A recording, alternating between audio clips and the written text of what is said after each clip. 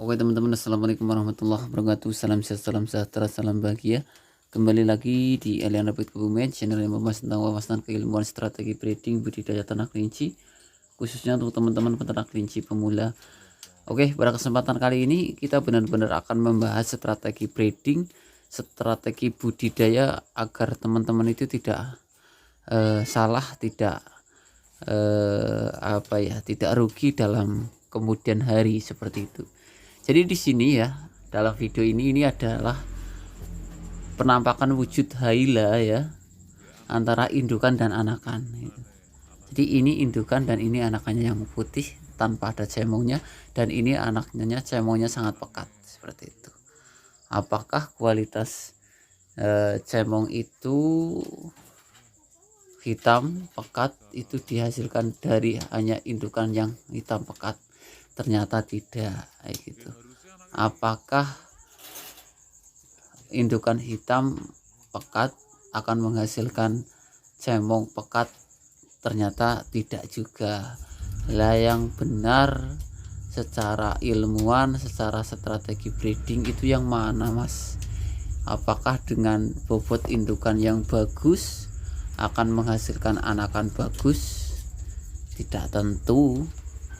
Apakah indukan yang mahal akan menghasilkan anakan dan bibitan yang harga mahal?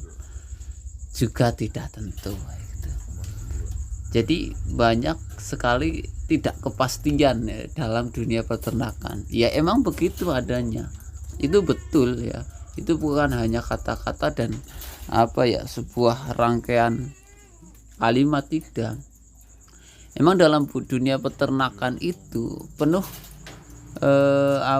penuh kejutan ya. Bukan penuh harapan, tidak, tapi penuh kejutan. Jadi antara indukan bagus, indukan jelek ya, itu tidak mesti menghasilkan bibitan yang bagus, bibitan yang mahal tidak mesti menghasilkan anakan yang punya kualitas gitu. Lah yang benar itu yang mana, Mas? Yang benar itu ya, yang pasti dan sudah jelas itu indukan yang sudah punya pengalaman. Dalam artian apa? Kita sudah memahami track record indukan tersebut ya. Mengetahui kualitas dari indukan tersebut. Walaupun kadar indukan di kandang itu yang jenengan paham itu bisa dikatakan indukan jelek gitu. Tapi hasil anakannya sudah bisa dipastikan atau sudah pernah jenengan alami itu, menghasilkan bibitan-bibitan bagus, banyak betinanya, anakannya banyak. Lah itu yang pasti di situ ya. Hukum pastinya itu bukan mahal, bukan bobot, bukan wujud dan penampakannya, bukan ya. Dengan arti dan kesimpulannya itu, bibit yang bagus itu bibit yang kita sudah pahami itu, teman-teman ya.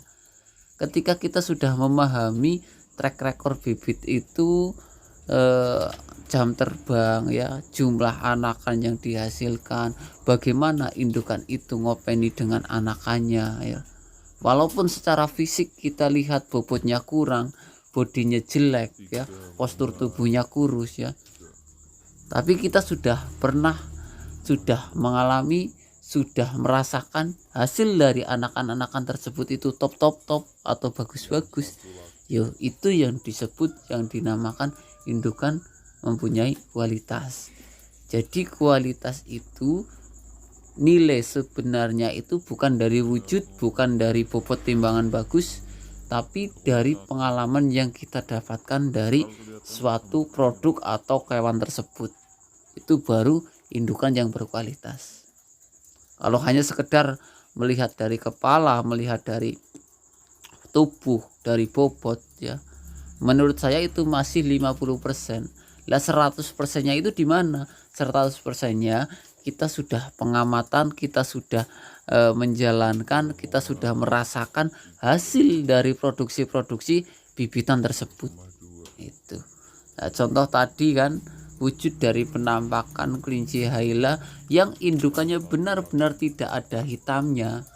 Ya tadinya dia ada hitamnya itu hilang ya, karena mungkin suhu di Kebumen kurang cocok ya, sehingga seperti NZ dan bobotnya pun tidak begitu maksimal. Tapi anakan-anakan yang dihasilkan kita bisa lihat sendiri gitu.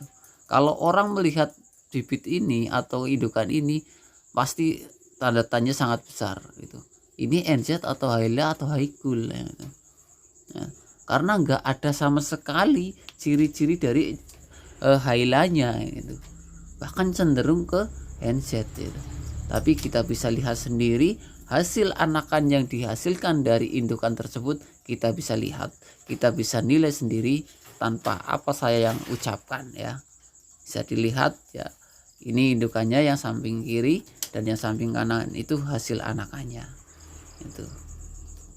Nah, bisa dilihat ya, postur tubuhnya sangat proporsional dan ini usianya baru sekitar memasuki 4 bulan ya, sudah sebesar itu.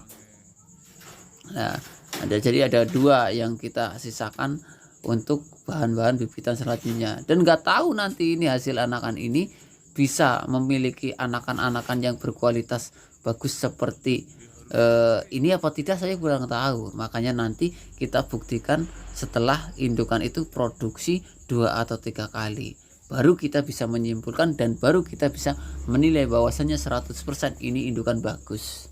Seperti itu teman-teman ya, cara menilai indukan bagus sejatinya dan sebenarnya seperti itu ya. Bukan hanya dari fisik, bukan hanya dari bobot, bukan hanya dari penampilan, apalagi hanya dari kata-kata promosi, hanya kata-kata penawaran. Aduh, itu masih ya 30%. Itu hanya bumbu-bumbu, itu hanya trik marketing ya, menurut saya seperti itu. Tapi kalau kita sudah benar-benar paham, sudah benar-benar mengetahui, sudah benar-benar merasakan hasil dari indukan-indukan itu anakannya seperti apa, baru kita bisa menilai 100% itu indukan top, itu indukan bagus, berani di harga mahal. Mungkin itu teman-teman ya, informasi dan pembelajaran dari saya terkait penilaian bibitan atau indukan yang kualitas super, bisa disimak baik-baik. Terima kasih.